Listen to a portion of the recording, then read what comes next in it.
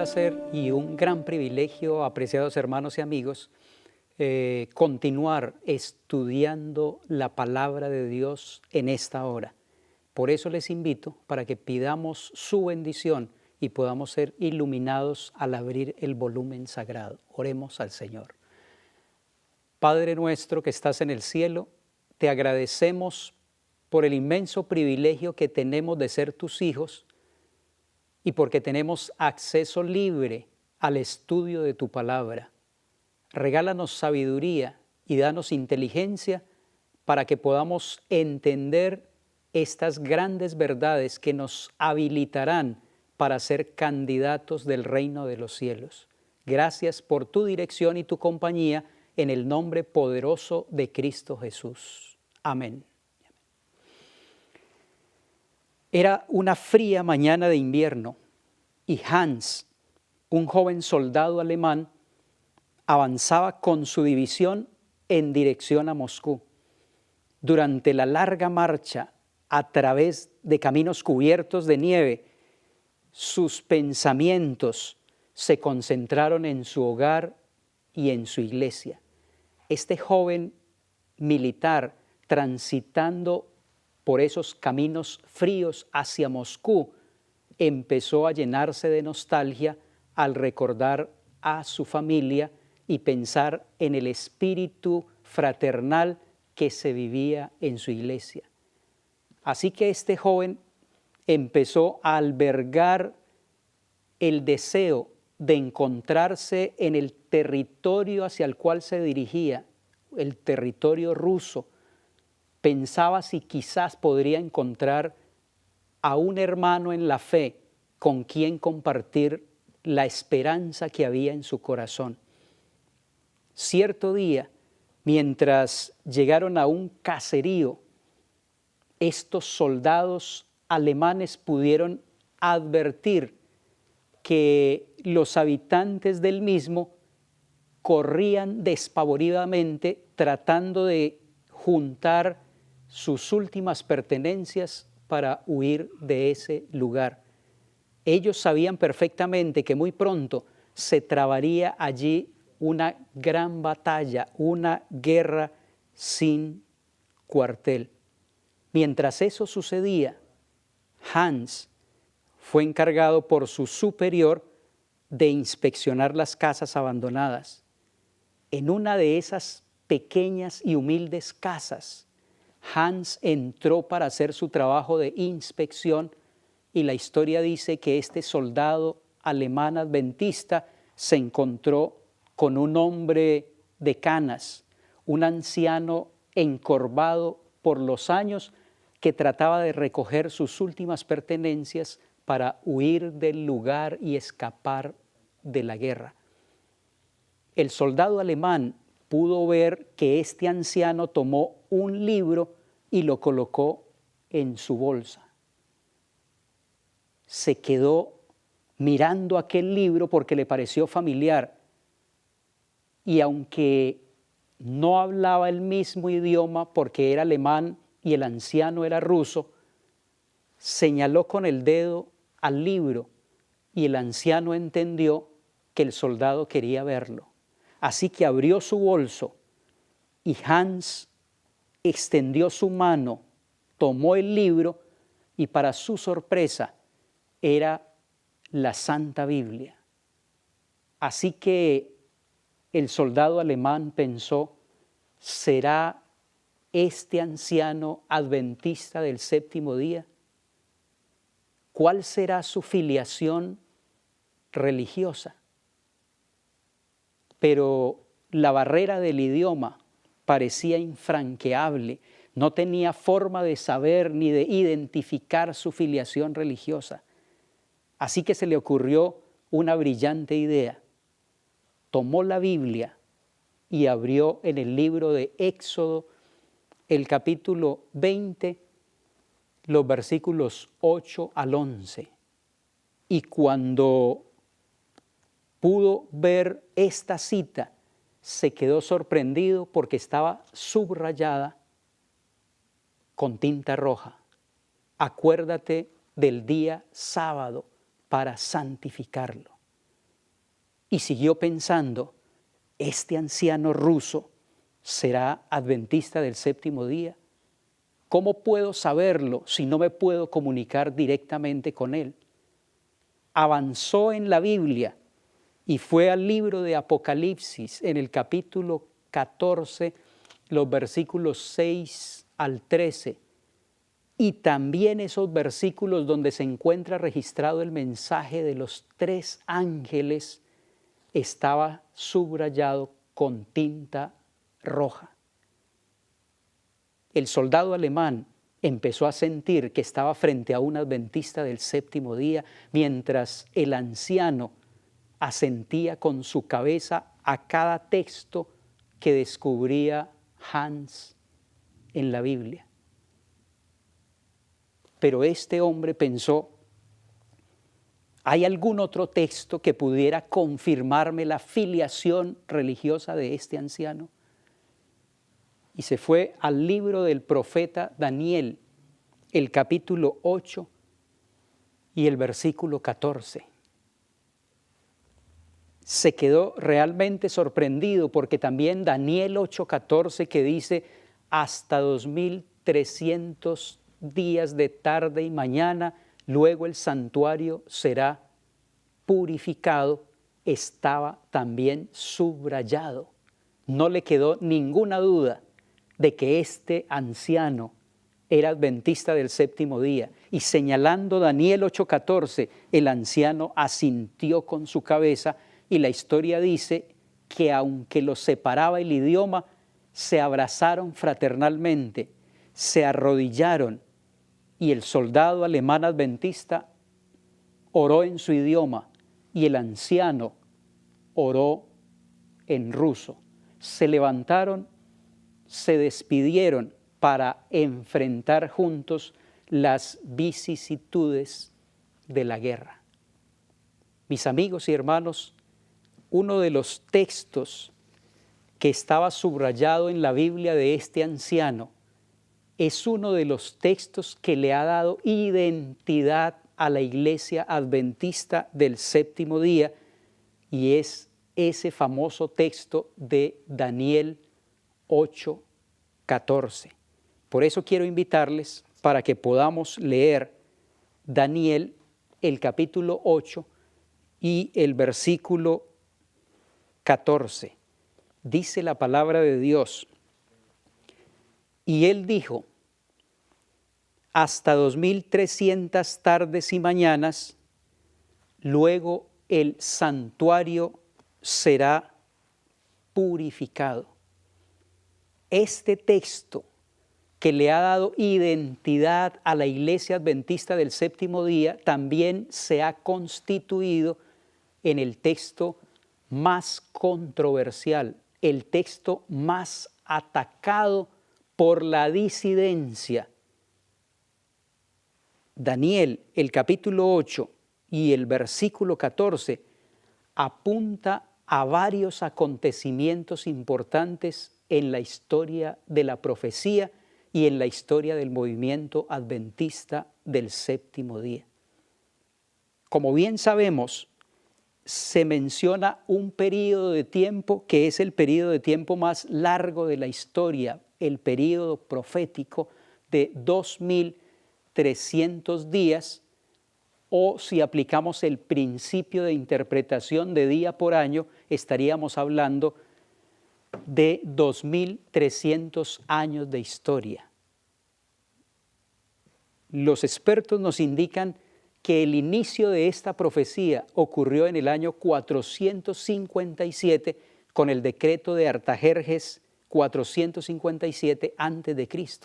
Por supuesto, el cumplimiento de la profecía de los 2300 años terminaría en el año de 1844. ¿Por qué, apreciados hermanos y amigos, es tan importante este texto y todo lo que está en su contexto inmediato?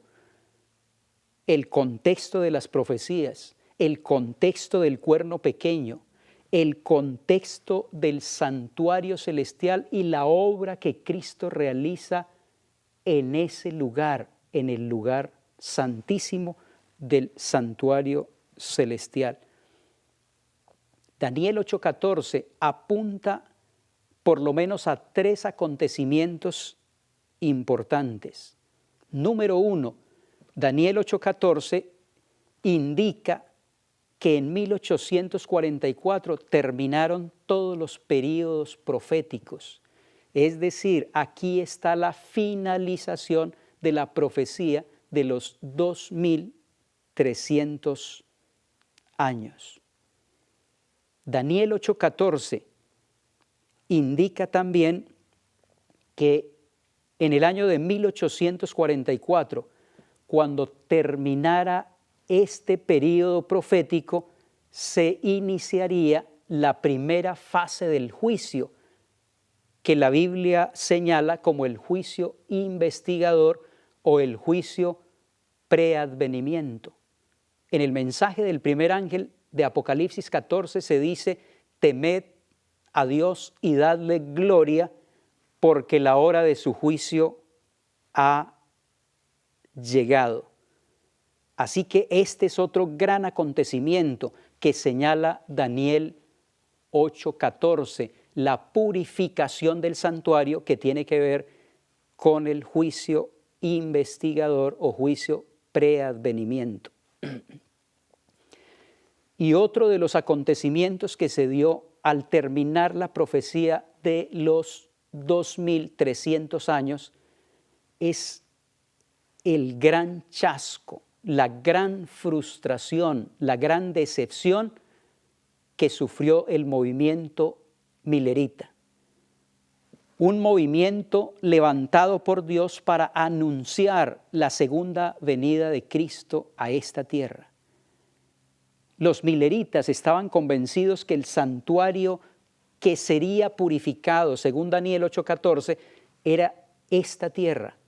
Pero el contexto profético indicó que el verdadero santuario está en el cielo, el santuario que fue construido por Dios y no por los hombres. Como dice Apocalipsis, el templo de Dios fue abierto en el cielo. Ese era el santuario que debería ser purificado.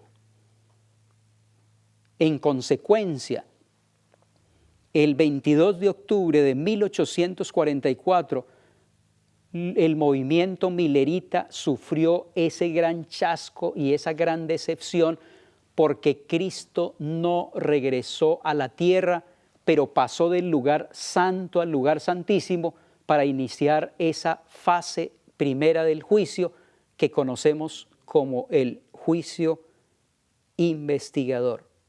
Por esa razón, apreciados hermanos y amigos, este texto de Daniel 8:14 es tan fundamental porque señala a esos 3 grandes acontecimientos: la finalización de la profecía de los 2300 años. Se inicia el juicio investigador y se produce un gran chasco en el movimiento milerita, y a partir de ese gran chasco, a partir de esa gran frustración, como lo explica el libro de Apocalipsis, el capítulo 10, a partir de esa gran frustración surgirá entonces un pueblo especial. Este texto, hermanos y amigos, nos indica que el remanente del tiempo final que Dios levantaría para restaurar la verdad, según Apocalipsis 10, surgiría de un chasco, surgiría de una gran decepción. Y eso es lo que ocurrió cuando el movimiento milerita se convierte en el movimiento adventista, que entiende la profecía de los 2300 años y esa gran verdad del santuario celestial. La sierva del Señor, explicando este asunto, en el libro que se llama Cristo en su santuario, la página 113, declara: el asunto del santuario fue la clave que aclaró el misterio de la desilusión, del chasco o de la decepción del año 1844.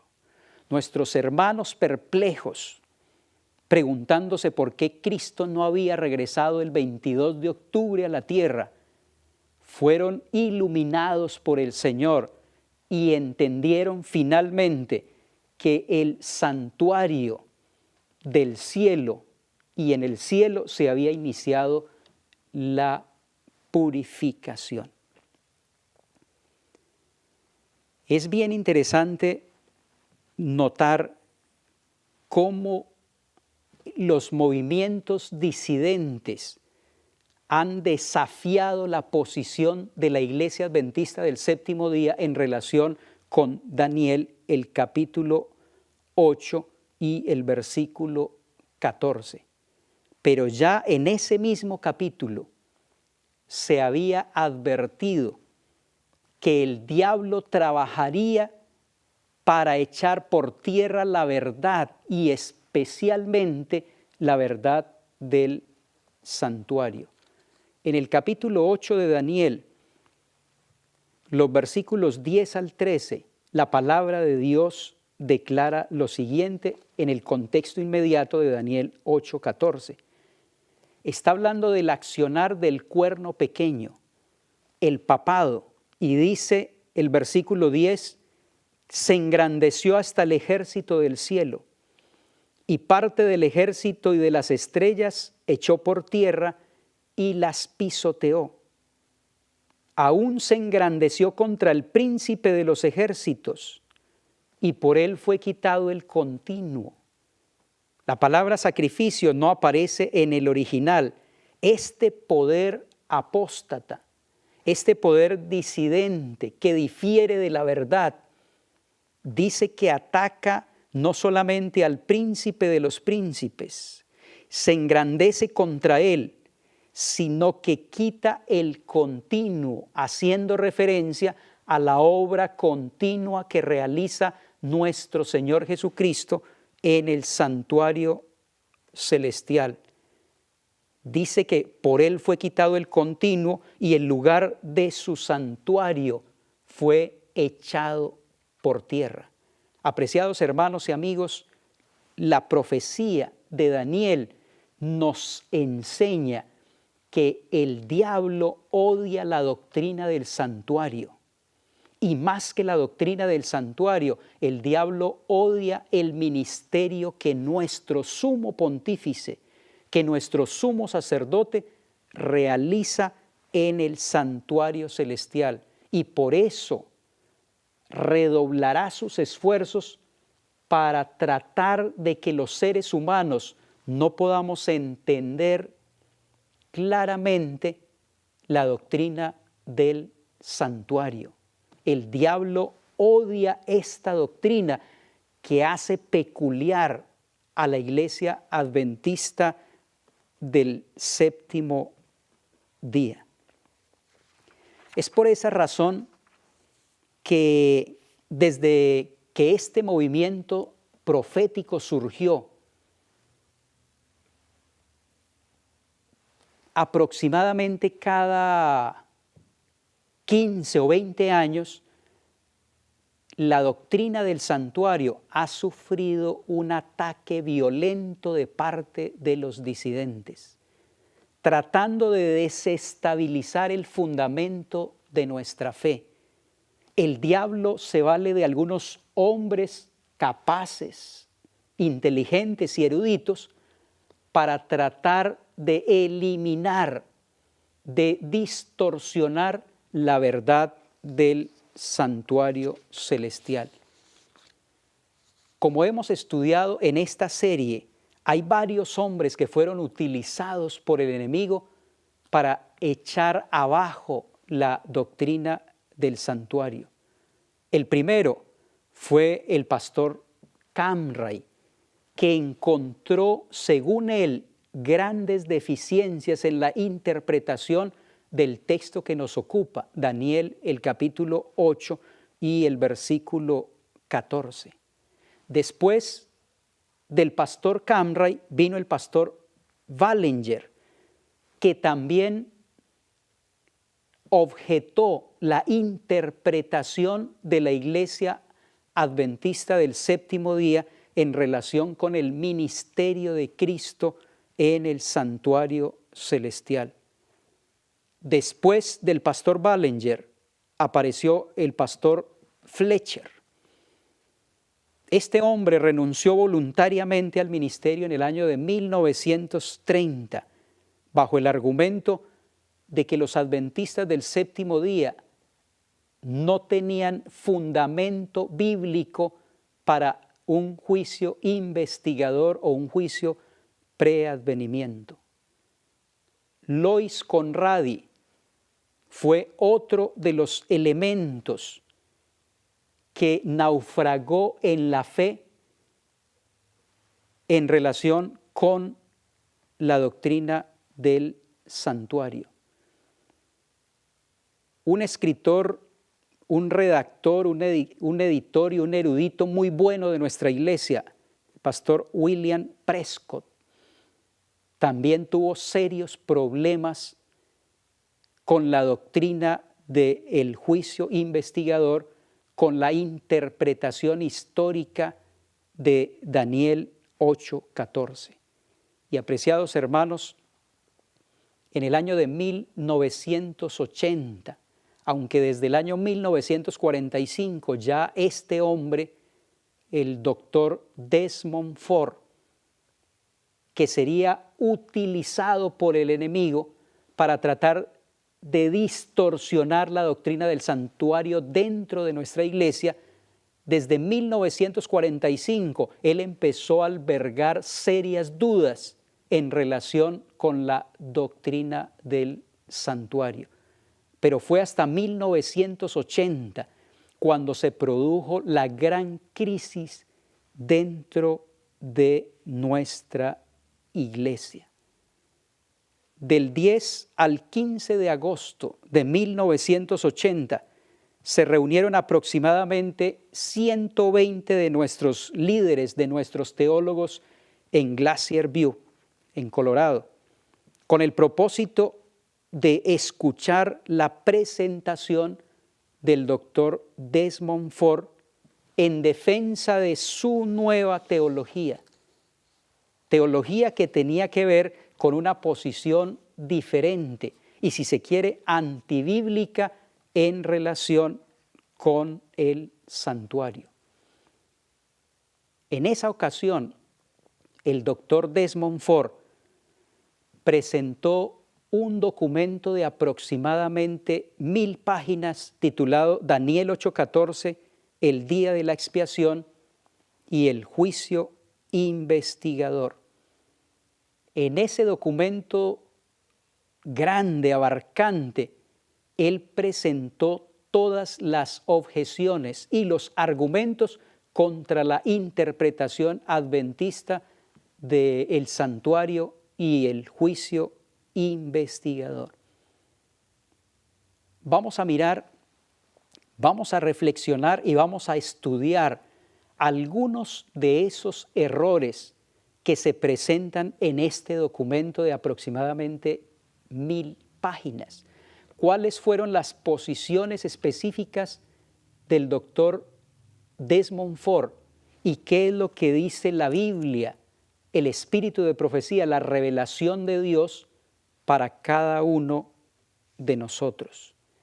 En ese documento, la página 240, el documento del doctor Ford titulado Daniel 8:14, el día de la expiación y el juicio investigador, él afirma rotundamente que la epístola a los hebreos enseña que Cristo resucitado en virtud de su propia sangre entró en el lugar santísimo del santuario celestial el día de su ascensión. Es decir, que en el año 31, cuando Cristo resucitó, contrario a lo que nosotros creemos, que Cristo fue al lugar santo para iniciar su obra de mediación y hasta 1844 pasar al lugar santísimo para realizar la obra de juicio, el doctor Desmond Ford propone en su documento que Cristo en el año 31, en ocasión de su ascensión, fue directamente al lugar santísimo. Es decir, que no hay tal cosa como que en 1844 Cristo pasó al lugar santísimo para realizar una obra de juicio. Pero él declara también en su documento que no puede encontrar ninguna referencia en la Biblia a un ministerio de Cristo en dos fases, es decir, en el lugar santo y en el lugar santísimo. No existe un ministerio en dos fases, dice él, y menos en dos lugares distintos.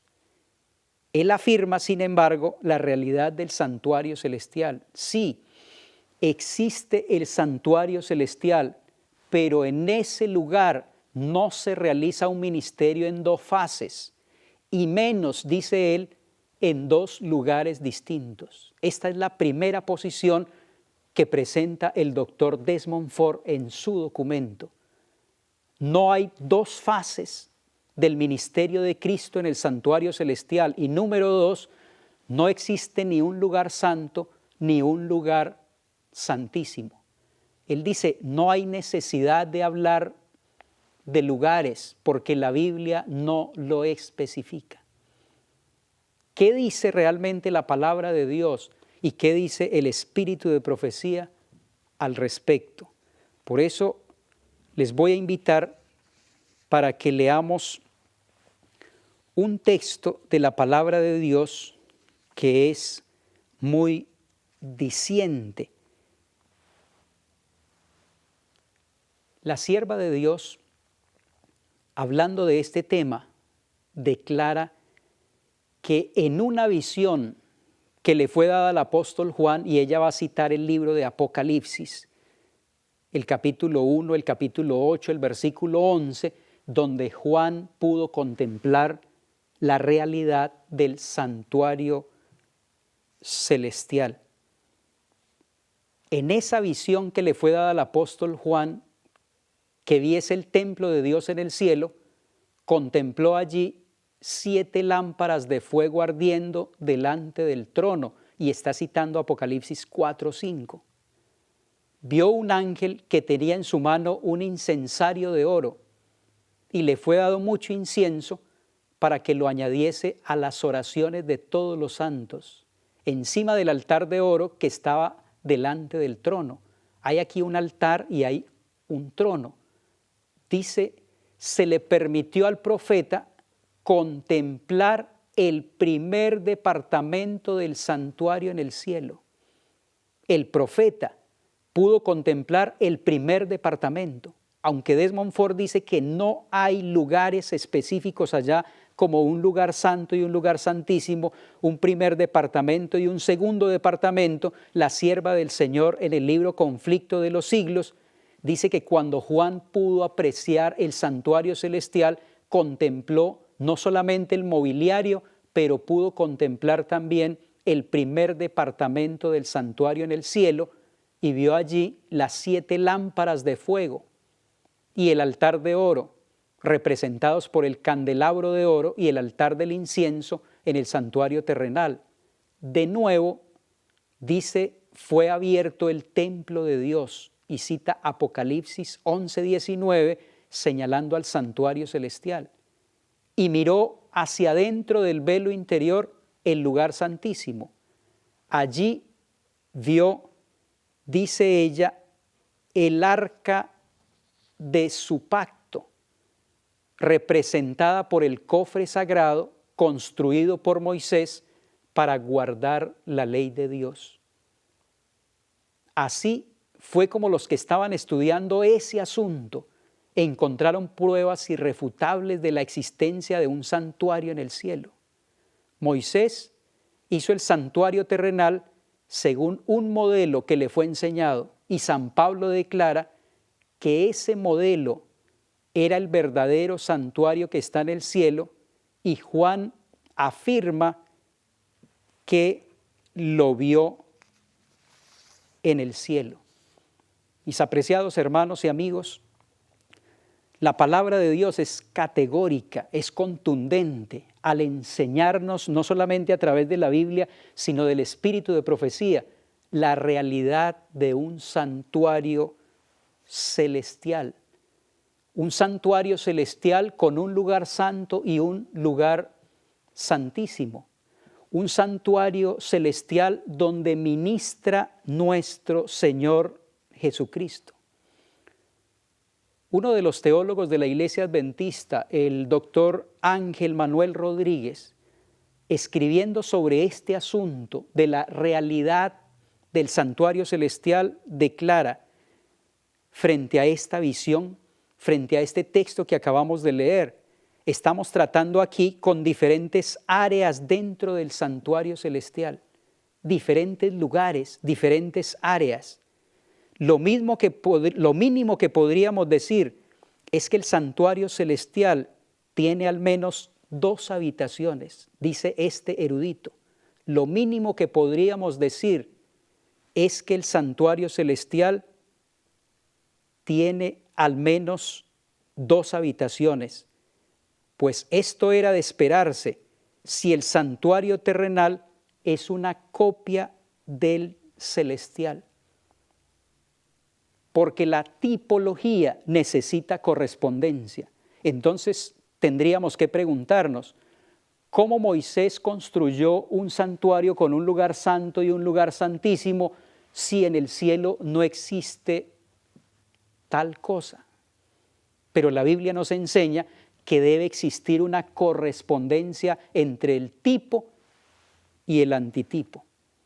Pero si quedara alguna duda, la sierva de Dios, una vez más iluminada por el poder del Espíritu Santo, en el libro Patriarcas y Profetas, la página 371, aclara esta cuestión. Ella dice, como el ministerio de Cristo iba a consistir en 2 grandes divisiones, el doctor Ford niega esta posición de la revelación.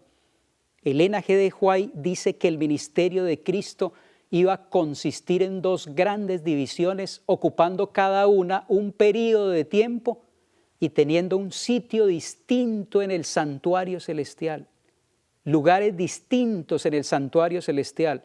Asimismo, el culto simbólico consistía en el servicio diario y el anual. A cada uno de ellos se dedicaba una sección del tabernáculo. Esto es bien interesante. La profecía no deja ninguna duda de que en el cielo existe un santuario real, no es solo una metáfora, no es solamente una idea espiritualista, pero el santuario es real porque en él habita una persona real con un cuerpo santificado como es nuestro Señor Jesucristo, que ministra como nuestro abogado intercesor. Pero sobre esta idea sigue trabajando Dios, y en el libro Cristo en su santuario, la página 18, la sierva del Señor es más clara todavía al respecto. Así como en el santuario terrenal, dice ella, había 2 compartimentos, el santo y el santísimo, así hay 2 lugares santos en el santuario celestial. Apreciados hermanos y amigos, esto no puede ser más claro. Así como en el santuario terrenal había 2 compartimentos, el santo y el santísimo, así hay 2 lugares santos en el santuario celestial y el arca que contiene la ley de Dios, el altar del incienso y otros instrumentos de servicio que se encontraban en el santuario terrenal también tienen su contraparte en el santuario de arriba. No solamente la sierva de Dios está hablando de los lugares, pero también está hablando del mobiliario. Hay una tendencia dentro de la Iglesia Adventista que deberíamos advertir, que deberíamos prevenir. Muchos disidentes que atacan esta doctrina, la doctrina del santuario, empiezan a ir en un proceso que parece lento, pero que finalmente los lleva a negar esta doctrina tan importante, como hemos visto en la historia de la Iglesia, con grandes maestros y eruditos que enseñaban estas verdades. Normalmente, un disidente que quiere negar la doctrina del santuario no lo hace abiertamente, pero empieza negando los elementos mínimos, los elementos básicos. Es decir, empiezan negando el mobiliario del santuario. Empiezan a decir que en el cielo no existe un candelabro. ¿Para qué un candelabro en el cielo si Cristo Jesús es la luz del mundo? No existe una mesa de los panes, porque no tiene sentido una mesa de panes en el cielo cuando Cristo Jesús es el pan de vida. Y con esos argumentos, invocando la necesidad de Dios, si Dios no lo necesita, no existe. Pero podríamos invocar ese mismo argumento también con respecto a los ángeles. ¿Necesita Dios un candelabro? Preguntan ellos. Y se responde, no. Conclusión, no existe. ¿Necesita Dios una mesa de los panes? No. Conclusión, no existe. Podríamos invocar ese mismo argumento y preguntar, ¿necesita Dios a los ángeles? No, porque Dios es autosuficiente. Él es el gran yo soy. ¿Existen los ángeles? Por supuesto que sí. Aunque Dios no los necesite y sea autosuficiente. Muchos disidentes empiezan negando el mobiliario y dejan el santuario celestial totalmente vacío. Algunos dicen que solamente la Biblia utiliza códigos señaladores, pero no es una realidad.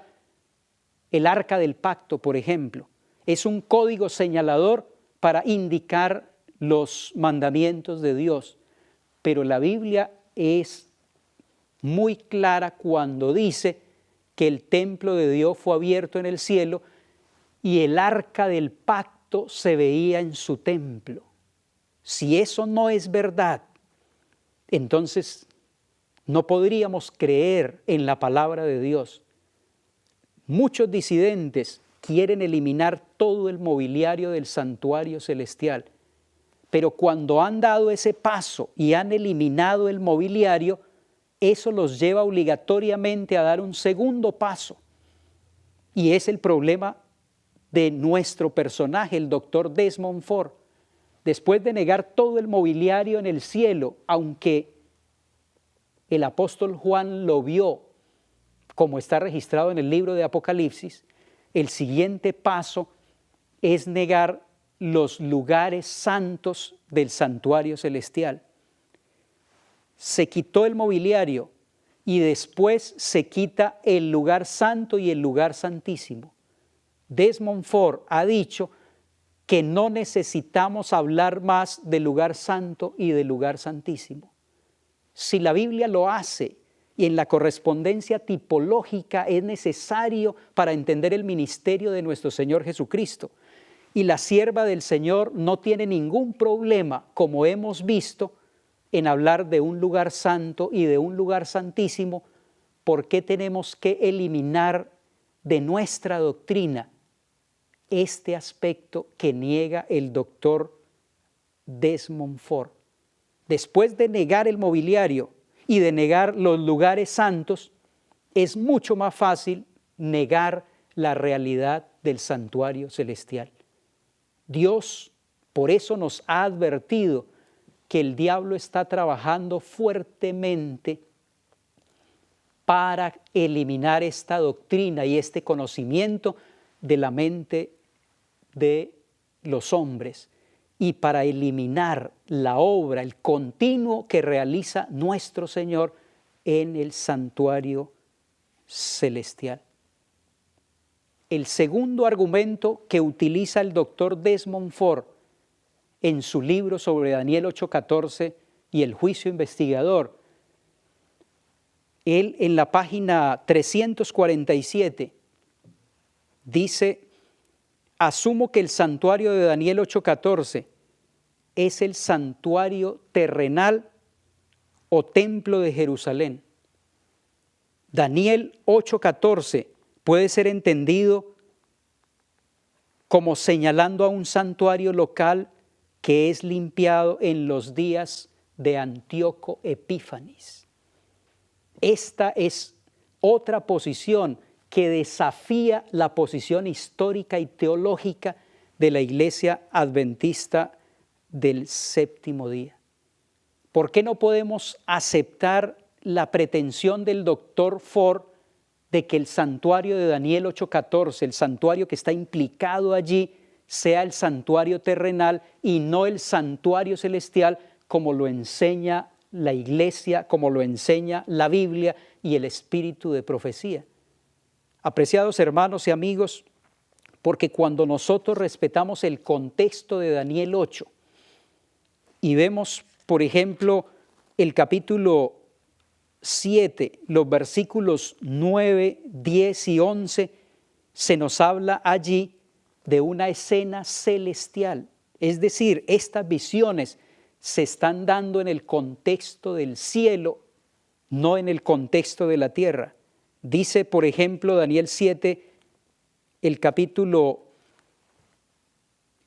7, el versículo 9 y 10. Estuve mirando hasta que fueron puestos tronos y se sentó un anciano de días, cuyo vestido era blanco como la nieve y el pelo de su cabeza como lana limpia, y su trono llama de fuego y las ruedas del mismo fuego ardiente. Un río de fuego procedía y salía de delante de él. Millares de millares le servían y millones de millones asistían delante de él. El juez se sentó y los libros fueron abiertos. Este contexto es un contexto celestial, y en el contexto inmediato del capítulo 8 y el versículo 14, es decir, los versículos 10 al 13, el contexto no nos deja presuponer que el santuario al cual hace referencia el versículo 14 es el santuario terrenal, pero indica y señala al santuario celestial. Daniel, el capítulo 8, los versículos 10 en adelante, hablando del accionar del cuerno pequeño, dice que se engrandeció hasta el ejército del cielo. Es decir, creció verticalmente, no solo a nivel horizontal, pero también de manera vertical, porque se engrandeció hasta el ejército del cielo, y parte del ejército y de las estrellas echó por tierra y las pisoteó, y aún se engrandeció contra el príncipe de los ejércitos. ¿Dónde está el príncipe de los ejércitos?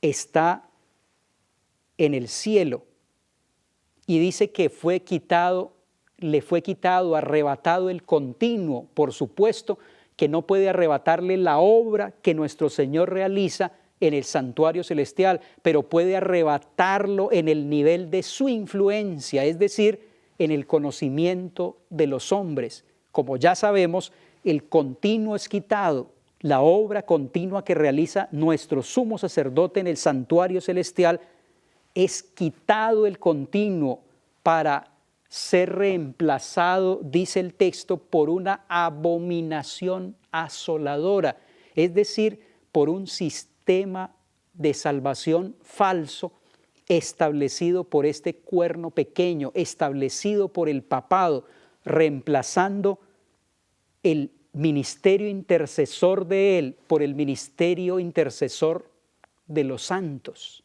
reemplazando toda la obra que el Señor realiza allí de perdonar nuestros pecados con un confesionario aquí en la tierra y un hombre que se toma la prerrogativa de perdonar los pecados. Como podemos apreciar claramente, el contexto es un contexto celestial y está apuntando entonces al santuario de arriba, porque en ese tiempo ya el santuario de esta tierra había sido destruido. En el año 586, nos informan los historiadores, el santuario de Jerusalén fue destruido y no existía entonces. Pero ¿qué dice la revelación al respecto? En el libro Cristo en su santuario, la página 92 declara la sierva de Dios: el verdadero tabernáculo en el cielo es el santuario del nuevo pacto. Y como la profecía de Daniel 8:14 se cumple en esta dispensación, el santuario al cual se refiere debe ser el santuario del nuevo pacto. Cuando terminaron los 2300 días en 1844, hacía muchos siglos que no había santuario en la tierra, de manera que la profecía hasta 2300 tardes y mañanas, entonces será purificado el santuario, se refiere indudablemente al santuario en el cielo. La sierva de Dios no nos da licencia, la profecía y la revelación no nos dan licencia para apuntar al santuario de Daniel 8:14 como si fuese el santuario terrenal. Pero la Biblia dice que es el santuario celestial el que debe ser purificado. Un tercer aspecto que presentó el doctor Ford en su documento de Daniel 8:14 es la negación de un principio hermenéutico fundamental en el contexto de las profecías, como es el principio de día por año. La Biblia enseña que cuando hablamos en el contexto profético, un día equivale a un año, y de esa manera interpretamos nosotros las profecías tal como la Biblia lo presenta. El doctor Ford dice que no puede aceptar este principio para la interpretación de las profecías.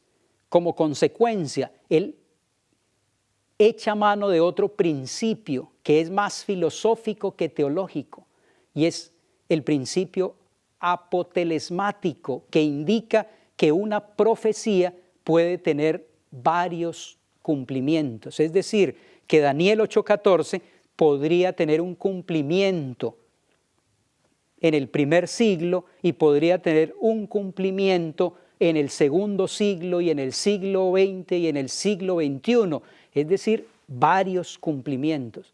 Pero la Biblia, apreciados amigos y hermanos, nos enseña este principio básico para la interpretación de las profecías. Hay varios argumentos que nosotros podemos encontrar en la revelación para fundamentar el principio de día por año. El primer elemento que nos ayuda a creer que es un principio hermenéutico válido y que está fundamentado en las Escrituras es el principio del simbolismo, puesto que las visiones de Daniel y de Apocalipsis son en su mayor parte simbólicas, con una cantidad de diferentes bestias, con una cantidad de diferentes representaciones, imperios históricos. Los lapsos de tiempo también deberían considerarse como simbólicos. No pueden ser considerados literalmente. Creemos que el principio de día por año es una herramienta válida cuando interpretamos las profecías de Daniel y Apocalipsis. Si lo hiciéramos literalmente, no podríamos encontrar una aplicación y una explicación correcta de estos periodos de tiempo y de estos elementos que tomamos de manera simbólica. Veamos un ejemplo que está registrado en el libro de Apocalipsis, el capítulo 11. El libro de Apocalipsis, el capítulo 11, y vamos a leer el versículo 3. Dice la palabra de Dios: y daré a mis 2 testigos que profeticen por 1260 días, vestidos de cilicio. Esta es una profecía que exige que usemos nosotros el principio de día por año para poder encontrar su verdadero cumplimiento. La profecía que se menciona en la Biblia por lo menos 7 veces, la profecía de los 1260 días o años, como se menciona también en Apocalipsis 12:6. Dice la palabra de Dios en Apocalipsis 12:6: y la mujer huyó al desierto, donde tiene lugar preparado por Dios para que allí la sustente por 1260 días. Cuando nosotros miramos en la historia cuál fue el periodo de tiempo donde Dios sustentó a su iglesia en el desierto, cuál fue el periodo de tiempo donde la iglesia tuvo que huir de la persecución, y ese periodo de tiempo, dice la profecía, serían 1260 días. Si lo aplicáramos literalmente, no encontraríamos un periodo que identifique a la iglesia en ese tiempo.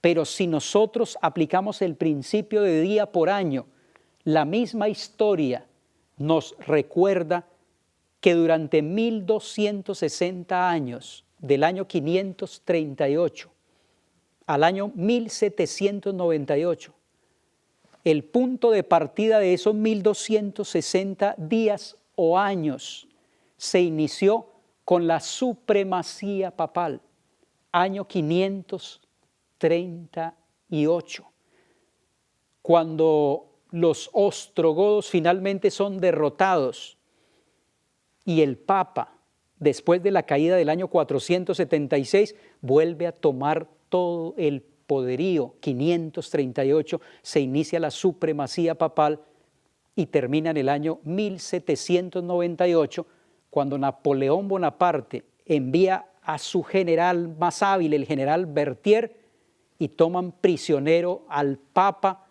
y toman prisionero todo el sistema papal, porque pierden todo el apoyo civil. Han transcurrido 1260 años, como indica la profecía. Así que, apreciados amigos, otro elemento que nos ayuda a nosotros a corroborar y a confirmar este principio de día por año es el contexto del tiempo del fin. Es decir, las profecías de Daniel y Apocalipsis no son solamente locales, no se cumplen solamente en el pasado, como enseñan los preteristas, que todas las profecías de Daniel y Apocalipsis se cumplieron en el primer siglo de nuestra historia, que las profecías de Daniel y Apocalipsis ya quedaron en el pasado, pero nosotros no creemos en el método ni en la escuela preterista, tampoco en la escuela futurista, pero interpretamos las profecías como la Biblia nos ha enseñado, es decir, de manera historicista. Quiere decir esto que muchas profecías, sí es verdad, ya se cumplieron en el pasado, pero la Biblia nos enseña que otras profecías se están cumpliendo en el presente y otras profecías se cumplirán en el futuro. Las profecías entonces del libro de Daniel y Apocalipsis exigen ese método de interpretación de día por año para que podamos llevar su cumplimiento hasta el tiempo del fin, porque el contexto bíblico lleva a estas grandes potencias hasta el tiempo del fin. La Biblia habla en el capítulo 2 de Babilonia, Medo-Persia, Grecia, después viene Roma, después vienen los Estados Unidos y podemos ver allí el cumplimiento profético histórico. Si nosotros utilizáramos el principio de día por año de manera literal, tendríamos que dejar todas las profecías en el tiempo pretérito, en el tiempo pasado, porque no se extenderían hasta el tiempo del fin. Y Daniel y Apocalipsis nos dicen que estas profecías son claramente para el tiempo del fin. Pero apreciados hermanos y amigos, tenemos en la Biblia argumentos fuertes que nos ayudan a usar este principio de día por año que fue rechazado por el doctor Ford. Por ejemplo, en Números 14:34, en Ezequiel 4:6, en Levítico el capítulo 25 y el verso 8, tenemos fundamento bíblico para el principio de día por año. Levítico, el capítulo 25 y el versículo 8, dice la palabra de Dios: y contarás 7 semanas de años, 7 veces 7 años, de modo que los días de las 7 semanas de años vendrán a serte 49 años. Este es un texto fundamental que nos ayuda a nosotros a entender este principio. El doctor Desmond Ford atacó a la Iglesia Adventista del Séptimo Día tratando de mover el fundamento del santuario. Pero apreciados hermanos y amigos, Dios ha sostenido a esta iglesia, le ha revelado esta doctrina del santuario y del juicio investigador, y por esa razón estamos nosotros desafiados a profundizar, a escudriñar mucho más las Sagradas Escrituras, porque es esta doctrina la que hace peculiar al movimiento adventista del séptimo día, y esta doctrina debe ser predicada al mundo entero para que podamos entender el ministerio que nuestro Señor Jesucristo realiza en el santuario celestial. Que Dios nos bendiga.